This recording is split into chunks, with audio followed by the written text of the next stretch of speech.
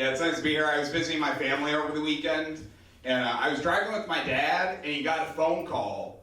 And afterwards, he hands me his phone and goes, "Tony, save that number as Jeff Garbage." So I want to know next time he calls, it's Jeff and about the garbage. I go, okay, I put the number in his phone, then I scroll down and see my number saved as Tony Needs Money. I was like, what's this? He's like, do you? And I was like, yes, Daddy. I get along with my dad, but we're very different as people. He's a third generation farmer. I'm a first generation trying to do me.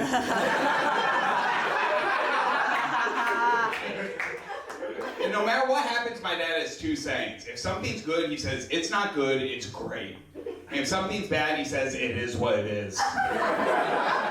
Like if the weather outside is beautiful, it's not good, it's great. Tony's doing comedy, it is what it is.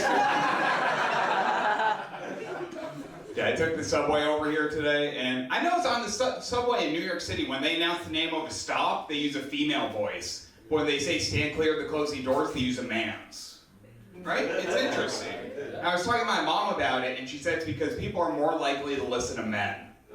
Right? But that seemed wrong, so I asked my roommate. He said that's true, and I was like, that makes perfect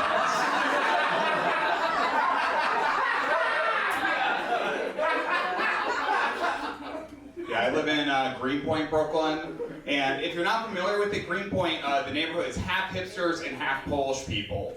And my last name's Sykowski, so I'm living in my internal conflict. Every morning I wake up, I'm like, are we doing kielbasa or kombucha? What are we doing today? Right? I learned when my great-grandmother came to the United States from Poland, she never spoke English. In fact, she refused to learn it because she thought the United States would eventually stop speaking English and start speaking Polish. Because it's more practical. Yeah, she came here as an immigrant, but she acted like a colonizer. She's like, yeah, we're gonna do freedom of speech my way. Yeah, she thought the United States, a country that can't agree on healthcare, gun control, and abortion, would all agree to end their last name in ski. What a woman.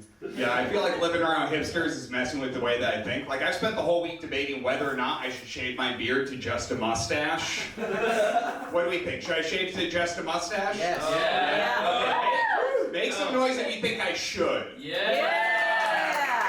Okay, now make some noise if you think I shouldn't. Yeah, that always ends up being a little louder. Always ends up being louder. Dude, I had a friend tell me that he thinks a guy having a mustache is a sign they're mentally unwell. And he explained it to me. He said a guy having a mustache is the same as a girl getting bangs. And that feels like a personal attack because I'm also considering bangs. I think they would accentuate the stash, I really do. Also, if you're trying to imagine what a guy with a mustache and bangs would look like, you can stop. Because the last guy who tried that was Hitler. I asked my mom if I should get a mustache, and she told me if I got one, she would no longer love me. Yeah. And that's the closest she's ever come to saying, I love you. Yeah, I've been going to more Broadway shows, and there's a trend with Broadway now where they're starting to cast queer actors as characters they haven't played before. Like the musical 1776 has the Founding Fathers played by an all-queer cast. You know, which is a cool way to reimagine these shows. But when they announce it, they make it seem like it's surprising.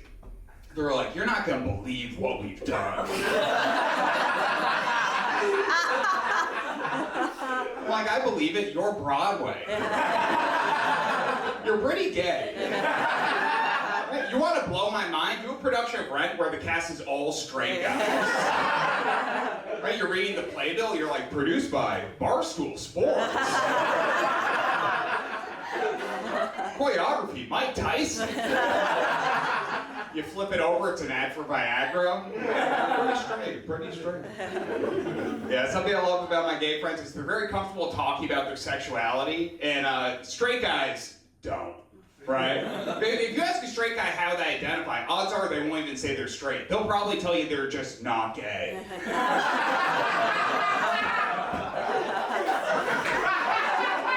I have friends who tell me they're not gay so much it sounds like they're in the closet. Right? They're like, dude, only reason I would ever hook up with a guy is if I was in jail, I needed the money, or I'm being honest with myself.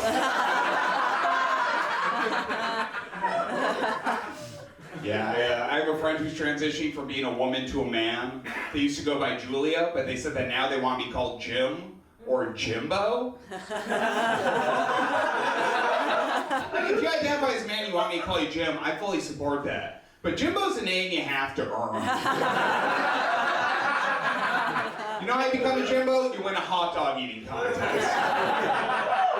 You know what you do? You buy a Harley Davidson, call it a hog, and on the first ride, crash it. You know what you own? Every book ever written by Guy Fieri. I was going to tell that to my friend, but then they packed a lip of chewing tobacco and started swallowing the spit. I was like, oh, you're a Jimbo. Yeah, I took a break from drinking for a while, and we now have multiple months out of the year dedicated to not drinking, right? We have Dry January, we have Sober October, and my favorite, 12 September. Right, when you're not drinking, people are making your sobriety about them. Like, I would be at a bar and I tell someone I'm not having alcohol, and they're like, oh yeah, I should stop too. I'm like, I didn't say that. You know, it happened so much I started going along with it. I'm like, thank you for saying that, because we've all been thinking that. They finished that drink, because tonight we're getting you into rehab. And all my friends love talking to me about mocktails when I wasn't drinking. Dude, I am so sick of mocktails. My main problem with them is they charge the same price for them as a regular cocktail, right? And that's ridiculous. Because we all know one of the best parts of drinking a boozy, expensive cocktail is when you get the bill, you're drunk. Right? You're like $40, I'll deal with this in the morning. You get that same bill for a mocktail, and you're like, did I spend $40 on juice? I'll spend that on whiskey, but not Welch's. You know, and mocktails are so sugary. Like, one night I went out with my friends who are heavy drinkers, and it doesn't matter what you're having, you have to go drink for a drink with them. I tried that with mocktails. By the third round, I had diabetes. At the end of the night, they stumbled out of the bar because they were drunk. I stumbled out because I lost a limb. Yeah, and when you stop drinking, you also stop doing cocaine. You can't only do cocaine.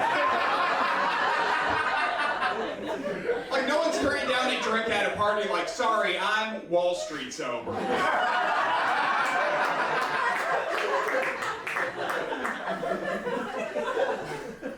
Yeah, I was at a bar recently, I had to use the bathroom, so I walked over, I knocked on the door, and this woman from the toilet goes, I'm in here, I just got here,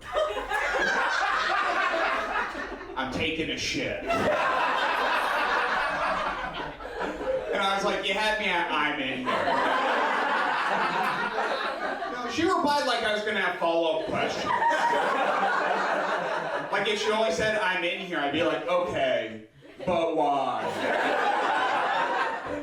No, and I'll admit, I was impressed she didn't say anything at all. Anytime I'm on the toilet and someone knocks, I can't even form words. I just make it sound like I hit a speed bump. I'm like, whoa. They know I'm taking it slow. Yeah, I'm trying to get kinkier. Like, the first time I ever had a girl ask me to talk dirty, I called her champ. Yeah, because what's more dominant than a Little League baseball coach, you know? Right, but I was recently with a girl, and she said that during sex, she wanted me to tell her not to come. And I was like, I'll do you one better and make sure you do.